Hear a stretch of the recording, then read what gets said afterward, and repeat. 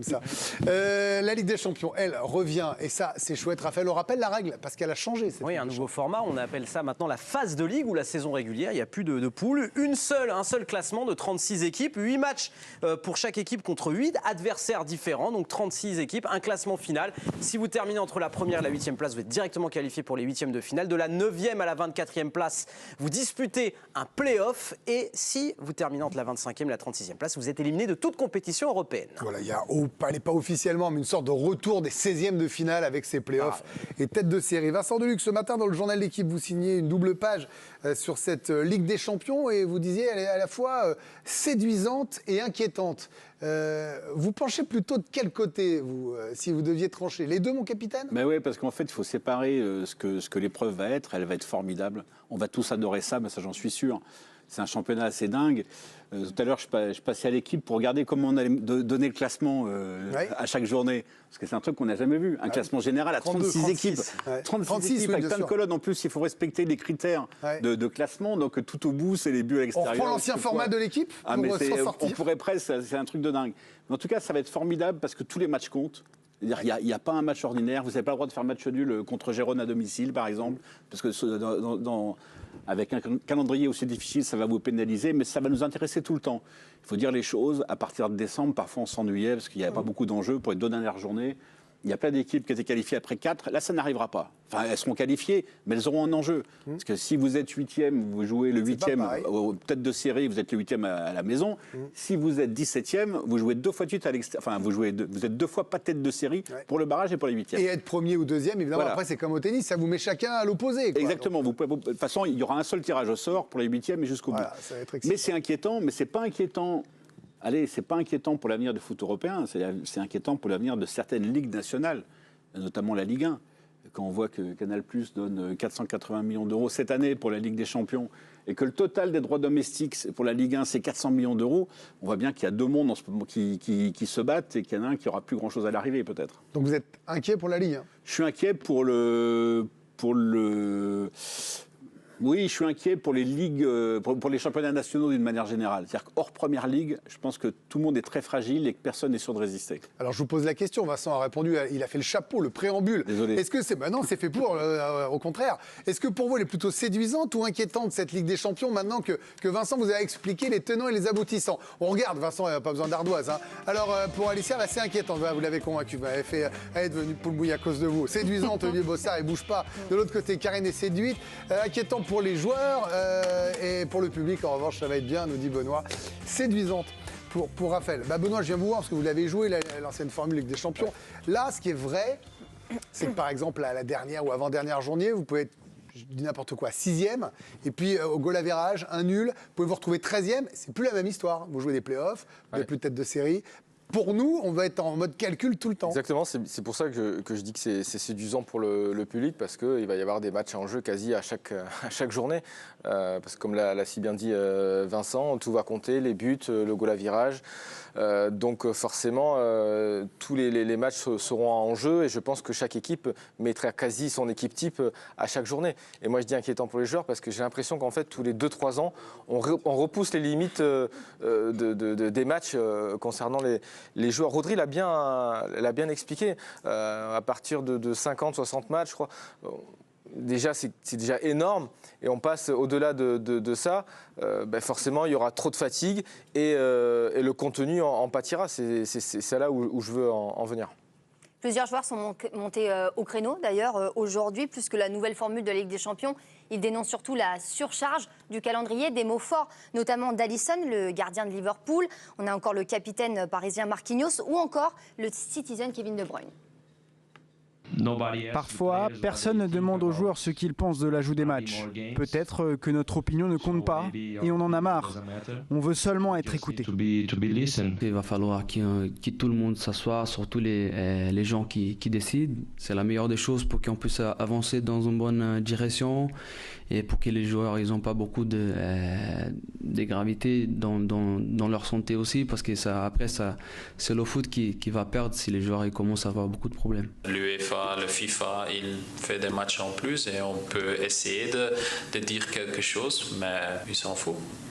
C'est l'argent qui parle. Et le gros coup de gueule du jour, il est signé Rodri, le milieu de Manchester City. Je pense que l'on est proche d'une grève des joueurs. Si vous posez la question à n'importe quel joueur, il vous le dira. C'est une opinion générale parmi les joueurs et ce n'est pas l'avis de Rodri. Si cela continue comme ça, à un moment, on n'aura pas d'autre choix. Karine Galli, proche d'une grève, c'est la première fois que j'entends un joueur de ce statut-là, parce qu'il est en lice quand même pour gagner le Ballon d'Or, Rodri. Dire ça, là, les joueurs montrés sont des stars du foot européen, tous, parce qu'ils jouent avec des champions. Qu'est-ce que vous pensez? Qu'est-ce que ça vous inspire avant qu'on développe tout ça? Non, mais moi je trouve ça très bien qu'il parle. C'est pas le premier. Thibaut Courtois a pris la parole. Mais proche d'une grève, c'est nouveau. Mais qu'il le fasse. Mais après, je n'y crois pas. Du tout, parce qu'on le voit bien, les salaires sont de plus en plus importants et donc forcément l'économie du foot elle ne cesse d'exploser et donc il faut plus de matchs et la FIFA en veut plus et les clubs en veulent plus. On avait même entendu Carlo Ancelotti qui avait dit non, moi je veux plus entendre parler de la Coupe du Monde des clubs. On lui a tapé sur les doigts, c'est Carlo, il a dit oui bien sûr on va la jouer. Voilà, donc tout le monde se couche. Mais très vite d'ailleurs, quasiment dans la journée, c'était rapide. Donc s'il y avait vraiment une réelle volonté de tous les joueurs, si tous les capitaines des 10 top clubs disaient nous on joue plus, il se passerait quelque chose. Mais là, on sait qu'il ne se passera absolument rien, parce qu'il y a des blessures de plus en plus importantes des joueurs, il y a des matchs de plus en plus merdiques, on l'a vu pendant l'Euro, mais au final, on invente encore des matchs en plus. Donc c'est bien qu'il râle. Vous n'y croyez pas? J'aime les gens qui râlent, n'est-ce pas? Bien sûr. Mais malheureusement, ça ne changera pas. Alors, il y a l'invention de nouvelles compétitions, de nouvelles formules, Coupe du Monde des clubs, faut-il quand même le rappeler. Et là, sur cette nouvelle formule, puisque c'est ce qui nous intéresse aujourd'hui, la Ligue des Champions, on passe dans cette phase de poule qui est devenue une phase de Ligue de 96 matchs à disputer à 144. Ça fait 48 matchs de plus, mais par équipe, ça fait dans la phase 2 matchs en plus et peut-être 2 matchs supplémentaires si vous jouez les playoffs. Voilà, donc sur la Ligue des Champions, ça vous fait 2 sur... et peut-être 2 en plus si vous disputez le 16e, enfin le barrage, le play-off de cette Ligue des Champions. On va l'accueillir dans l'émission. Giovanni Castaldi qui suit le Paris Saint-Germain pour nous cette semaine en Ligue des Champions. Vous êtes déjà au Parc des Princes à J-1. Bonsoir Giovanni, vous avez entendu ce débat proche d'une grève, tout ça, mais Loïc Tanzi qui vient régulièrement en plateau nous dit bah oui, mais alors à ce moment-là, rendez l'argent. Pour reprendre la formule célèbre, parce que vous êtes de mieux en mieux payé, parce que vous jouez de plus en plus de matchs. Et puis, il y a quand même aussi des effectifs à 30, 40 joueurs parfois, ou 120 si on est de Chelsea. C'est peut-être aussi une façon de gérer. Quand Mbappé jouait pas l'an dernier, on disait mais il le fait pas jouer. Et c'était une façon de le reposer. Moi, je trouve quand même qu'il y a des bonnes choses. Ils ont raison de se plaindre parce que le rythme est fou. Mais en même temps, on peut pas avoir le beurre et l'argent du beurre, comme disait ma grand-mère. Oui, ça c'est la formule soft, Greg, mais non, mais moi je trouve que le vrai problème de tout ça, c'est la guerre qu'il y a entre la FIFA et l'UEFA pour les histoires de calendrier, puisque on sait très bien que la Coupe du Monde des clubs est faite par la FIFA pour essayer de concurrencer un petit peu la Ligue des Champions, même s'ils y arriveront jamais, qu'il y a beaucoup de joueurs qui se plaignent aussi des séquences sur les matchs internationaux qui servent pas à grand chose. On a notamment vu sur les matchs de Ligue des Nations où il y a beaucoup de joueurs qui râlent. Moi j'ai croisé Kevin De Bruyne lundi à Lyon et il en peut plus, il se posait même la question d'arrêter. Donc en fait le problème de tout ça, c'est la guerre entre la FIFA et l'UEFA sur les calendriers, mais sur la formule de la Ligue des Champions, moi en tant que téléspectateur et suiveur, je suis ravi d'avoir une compétition où il n'y a que des matchs qui comptent. Ce qui m'ennuie, je ne devrais pas le dire parce que c'est mon métier, c'est les matchs qui servent à rien, et c'est là où Vincent pointe du doigt à mon avis ceux qui vont être les grands perdants en Première Ligue, c'est les ligues nationales. Si on prend nous par exemple sur les foyers français, il n'y a pas beaucoup d'argent, le foot ça coûte cher à la télé, je pense que les gens ils vont préférer s'abonner à la Ligue des Champions et voir 8 matchs qui comptent 15 matchs de Ligue des Champions plutôt que de suivre un championnat national. Donc ce qui va être dramatique à mon sens, c'est plus sur le pain quotidien et les championnats nationaux et potentiellement le football de sélection si à un moment la FIFA et l'UEFA ne s'entendent pas. Surtout que pour le même prix, il y a le rugby, la Formule 1 et du Cinoche, évidemment, et des émissions, Giovanni. Non mais bien sûr. Non, mais c'est sûr. Mais c'est certain, c'est même pas peut-être, c'est sûr. S'il faut faire un choix, pour certaines familles, ils choisiront... plutôt Canal que DAZN. Mais bien sûr, parce qu'il y a, comme vous l'avez dit, il y a le football, il y a le rugby, il y a la F1 et tout. Juste pour rebondir... Après, il y a du basket, du MMA juste pour rebondir par rapport à l'argent, parce que je vous voyais acquiescer tous par rapport à l'argent, mais que je sache, dès que la Super League est arrivée, ils n'ont pas tous signé des contrats faramineux. C'est-à-dire ? quand la Super League est arrivée là. Est-ce que l'ancienne Super League qui a été retoquée? Non, mais je veux dire la Ligue des Champions. Excusez-moi. Attention parce que excusez-moi. Voilà. La Ligue des J'ai Champions. l'impression qu'il nous annonçait un truc énorme. Ah oui, qui est arrivé. il est dans. Non. Les joueurs savent. Non, c'est que j'ai vu le titre de l'équipe. Oui. La Ligue des Champions. Quand il y a eu la nouvelle Ligue des Champions cette année, tous les meilleurs joueurs de chaque club n'ont pas re-signé des contrats énormes à cause de cette nouvelle Ligue des Champions. C'est déjà énorme, non, quand même, les contrats. Mais c'est pour ça. Ne dites pas que c'est parce qu'il y a la nouvelle Ligue des Champions qui arrive qu'ils vont gonfler leur salaire, qu'ils ont déjà gonflé leur salaire. Moi, j'ai du mal à croire. Je vous donne la parole, mais j'ai du mal à croire. Parce qu'on a pas, je fais Olivier et je viens vous voir, parce qu'il n'a pas eu parlé. Mais moi, je ne comprends pas pourquoi il n'y a pas une meilleure gestion de l'effectif. Je suis désolé, on nous dit c'est que les superstars qui jouent en F1. Pourquoi les stars vont être cramées? Mais les joueurs, ils râlent s'ils veulent, mais on n'a qu'à dire, vous n'avez pas le droit, chaque effectif, de jouer plus de 50 matchs par an. Mettons une limitation. Oui, et comme ça va gérer, puis quand ça comptera, ils joueront, ils seront frais. Oui, clairement. Non, mais je sais pas. Il y a quand même un souci, c'est que le problème, il vient aussi parfois un peu de l'intérieur, parce que alors cette nouvelle formule de Ligue des Champions, moi, je l'adore, j'ai très envie de la suivre. Cette Coupe du Monde des clubs qui nous ont pondu pour l'été prochain, là, j'avoue que je ne comprends pas très bien. Et qui est à l'origine de ça? C'est Arsène Wenger, qui travaille maintenant à la FIFA, qui était le premier à se plaindre des calendriers et des rythmes très compliqués quand il était entraîneur. C'était le premier à dire, notamment au moment du Boxing Day, mais c'est pas possible, on a trop de matchs, 3 matchs dans la semaine, je m'en sors pas. Aujourd'hui, il travaille pour la FIFA et il arrive avec un projet comme celui-là. Donc, il doit être rémunéré pour travailler. Oui, donc c'est toujours le même souci. Le foot, c'est hors-jeu. Oui. Belle idée, Arsène. Ouais.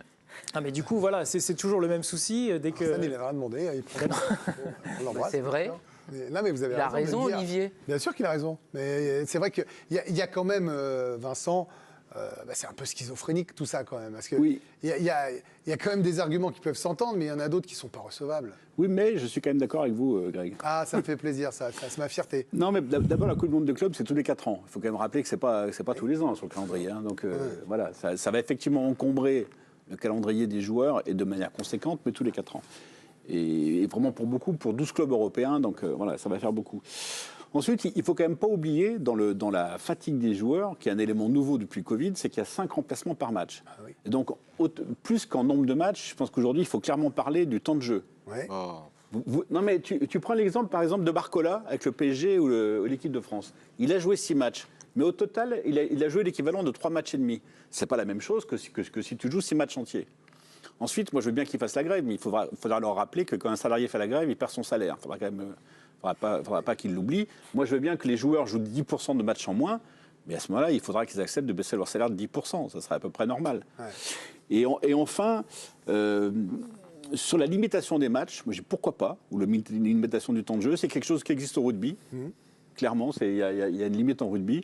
Mais ça risque de favoriser les clubs qui ont 35, 40 joueurs par rapport aux clubs qui en ont 20. Vous avez raison. Donc ça serait complètement inéquitable et donc pas souhaitable. Je vais lancer une idée comme ça. Vincent, tu dis les clubs ont 5 changements, ce qui est vrai. Oui. Mais sauf que très souvent, d'ailleurs, les grands entraîneurs ne se servent pas de ces 5 changements. Et on l'a vu aussi par exemple pendant l'Euro. Didier Deschamps ne prenait pas toujours les 5 changements, alors que ce que tu voyais sur le terrain, c'était abominable. Tu te disais, bon, mais ce qu'il y a sur le banc, est-ce que c'est mieux? Donc finalement, il faisait rien.